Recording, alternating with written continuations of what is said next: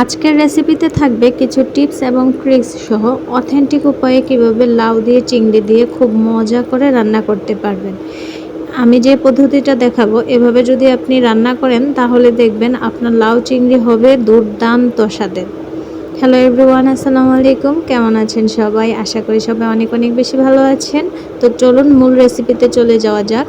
প্রথমে আমি চুলায় ফ্রাই প্যান বসিয়ে দিয়েছি। ফ্রাই প্যান বসিয়ে দিয়ে সেখানে পেঁয়াজ এবং কাঁচামরিচ একসাথে দিয়ে দিয়েছি। তারপরে দিয়ে দিয়েছি আদা, রসুন এবং জিরা বাটা একসাথে, এবং এই মশলার পরিমাণটা দিবেন খুবই অল্প পরিমাণে। এটাই এই রান্নার মূল টিপস। লাউ চিংড়ি রান্নাতে আপনি মশলা যত কম পরিমাণে ব্যবহার করবেন ততই কিন্তু আপনার রান্নার স্বাদ হবে বেশি। তাই রসুন, আদা এবং জিরা এই পরিমাণটা খুবই সামান্য পরিমাণে দিবেন যেন রান্নার স্বাদ বজায় থাকে। তো এই মশলাগুলো দেওয়ার পর হলুদ, মরিচ সব কিছু আমি একসাথে দিয়ে একটু পানি দিয়ে মশলাটাকে কষিয়ে নিয়েছি। কষিয়ে নিয়ে এখন আমি এটাতে চিংড়িগুলো ছেড়ে দিয়েছি। তো এই মশলাটাতে চিংড়িগুলো আমি কতক্ষণ একটু কষিয়ে নিব ততক্ষণ পর্যন্ত যতক্ষণ পর্যন্ত উপরে তেল চলে না আসে। তো তেল চলে আসার পরে আমি একে একে লাউগুলো সবগুলো এই মশলাটার মধ্যে দিয়ে দিব। এই যে দেখুন, আমি মশলা দিয়ে দেওয়ার পর ঢেকে দিয়ে চলে গিয়েছিলাম। এখন কিন্তু আমার লাউগুলো পানি ছেড়ে দিয়েছে। এই রান্নার মধ্যে আরেকটা টিপস আপনি এই রান্নাতে কিছুতেই এক্সট্রা পানি ব্যবহার করবেন না। লাউ থেকে যতটুকু পানি উঠে আসে অতটুকু পানিতেই আপনাকে এই তরকারিটা রান্না করতে হবে। তাহলে দেখবেন আপনার লাউ চিংড়ির আপনার অন্যান্য যত তরকারি আছে বা যত রান্না করছেন সবগুলোকে হার মানাবে। সবাই শুধু এই তরকারিটাই খেতে চাইবে।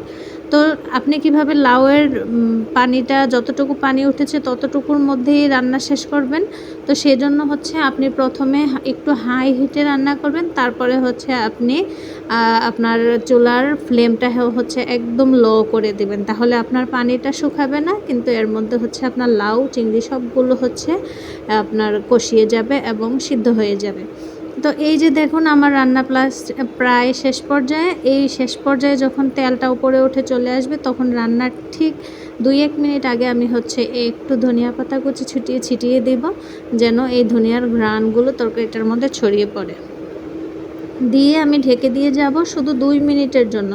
এই যে দেখুন, আমার রান্না কিন্তু একদম পারফেক্টলিভাবে তৈরি হয়ে গিয়েছে। এই রান্নাটা কিন্তু দুর্দান্ত স্বাদ হয়। জাস্ট যা বললাম এগুলো ফলো করে একটু রান্না করে দেখবেন, তারপর বলবেন যে আসলে কতটুকু স্বাদ হয়। অনেক অনেক বেশি স্বাদ হয়। সবাই পছন্দ করবে আপনার এই রান্নাটুকু। এতটুকু গ্যারান্টি তো আমি 100% দিয়ে বলতেই পারি। যারা যারা এতক্ষণ পর্যন্ত ভিডিওটি দেখেছেন তাদের সবাইকে অনেক অনেক বেশি ধন্যবাদ। সবাই সাবস্ক্রাইব করে আমার পাশে থাকবেন প্লিজ। দেখা হচ্ছে অন্য কোনো ভিডিওতে। সে পর্যন্ত সবাই ভালো থাকবেন। আল্লাহ হাফেজ।